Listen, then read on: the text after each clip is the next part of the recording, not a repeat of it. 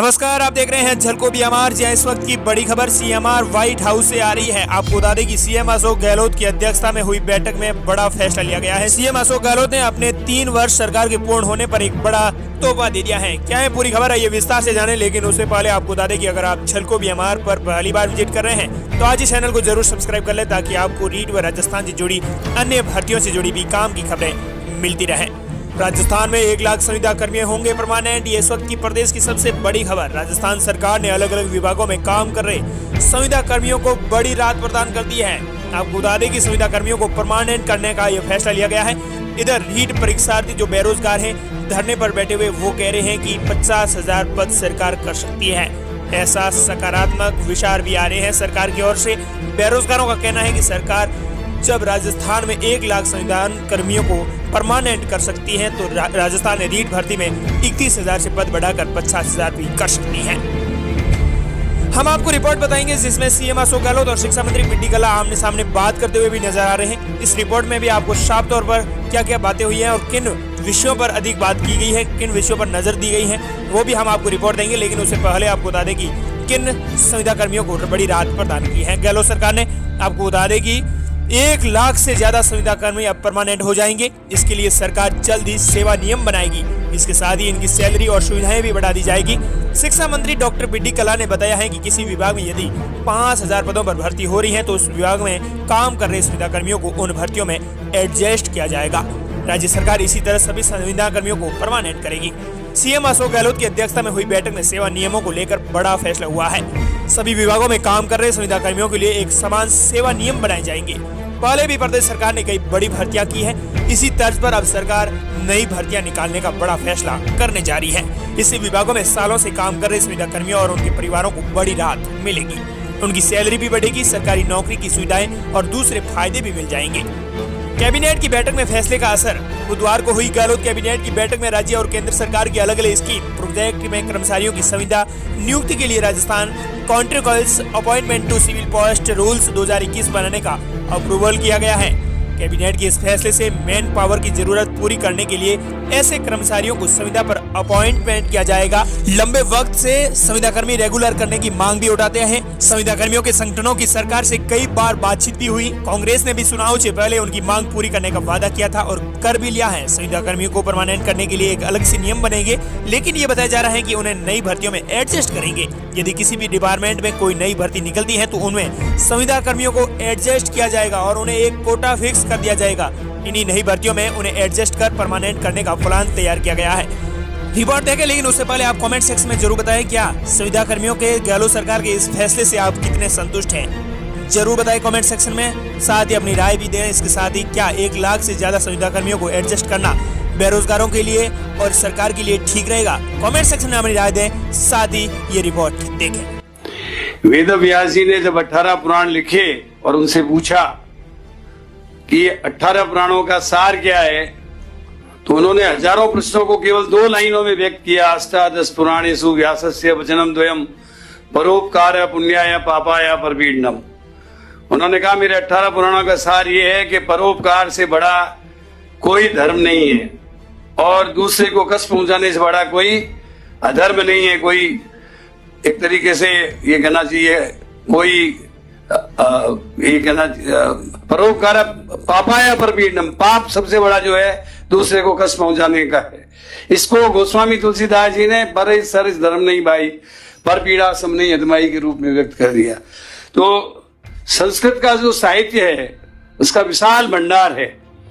कौटिल्य का अर्थशास्त्र देख लीजिए, ज्योतिष का ज्योतिष शास्त्र, वनस्पति का वनस्पति शास्त्र, इसी प्रकार से हमारा रसायन शास्त्र, हमारा आयुर्वेद, ये पूरा का पूरा पूरे ग्रंथ जो हैं संस्कृत से भरे हुए हैं।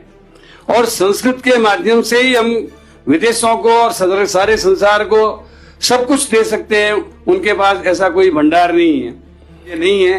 अमृत महोत्सव के अवसर पर हम सब लोगों को ऐसी चीजों को लोगों के सामने रखना चाहिए ताकि लोग गांधी जी के ट्रस्टीशिप के सिद्धांत पर अपनी आवश्यकता की वस्तुओं का उपभोग करने के बाद जो भी उनके पास बचता है वो राष्ट्र के प्रति समर्पित करें, गरीब व्यक्ति के लिए समर्पित करें, समर्पण का भाव रखें, ताकि नाट्य विधा जो केवल मात्र मनोरंजन के नहीं है। इसको देखने से आदमी को सुकून मिलता है, इसको देखने से मन को शांति मिलती है, और नाट्य विधा के माध्यम से व्यक्ति जो है वो जन जन तक जिस चीज को हमको पहुंचाना है वो नाटक के माध्यम से पहुंच सकती है। आइए हम भरत मुनि के नाट्य शास्त्र को जन जन तक पहुंचाएं ताकि इस कार्यशाला की सार्थकता सिद्ध हो सके। मैं माननीय मुख्यमंत्री जी का स्वागत करता हूं, अभिनंदन करता हूं, आभार व्यक्त करता हूं कि उन्होंने अपना अमूल्य समय निकाल कर, देखिए राजस्थान ने 3 वर्ष अपने पूरे किए हैं। वर्तमान सरकार ने अशोक जी गहलोत साहब के नेतृत्व में उन्होंने सारे कार्यक्रम को छोड़कर इस कार्यक्रम को महत्व दिया ताकि कला को अब आपका संरक्षण प्राप्त हो सके।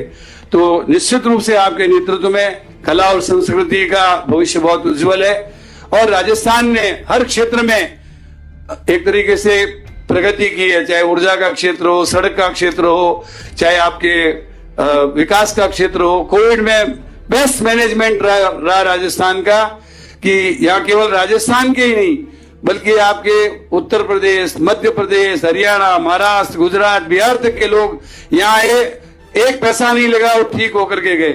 तो मैं समझता हूं कि इस तरह का मैनेजमेंट, इस तरह की प्रगति राजस्थान ने की है, जिसका हम आगे मौका आने पर विवेचन करेंगे। लेकिन इस अवसर पर आप हमारे इस कार्यक्रम में पधारे, इसके लिए मैं कला और संस्कृति विभाग की तरफ से आपका आभार व्यक्त करता हूं और उम्मीद करता हूं कि आपका संरक्षण इस विभाग को हमेशा मिलता रहेगा। धन्यवाद।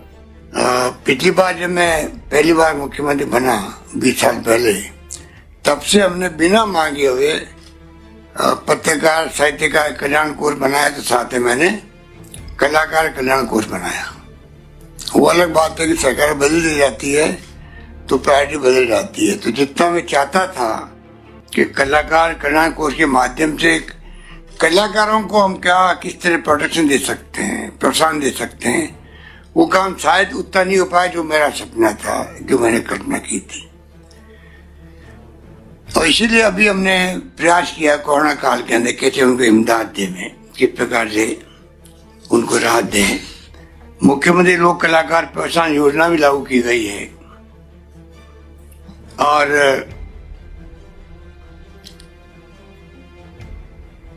मैंने चुनाव डायरेक्टरी, आर्टिस्ट डायरेक्टरी तैयार करने के लिए ये कॉल फॉर आर्टिस्ट डाटाबेस की शुरुआत की गई है। मध्य प्रदेश के कलाकारों की जानकारी आप पर मिले सबको। कला संस्कृति विभाग और कला केंद्र के प्रयासों से प्रदेश के सभी जिलों के 1034 कलाकारों ने आवेदन ऑनलाइन प्राप्त किए। अच्छा एक अच्छी शुरुआत की गई है, अच्छा इनिशिएटिव है कि एक डायरेक्टरी बन जाएगी आपके यहाँ पर। कुछ काम हो रहा है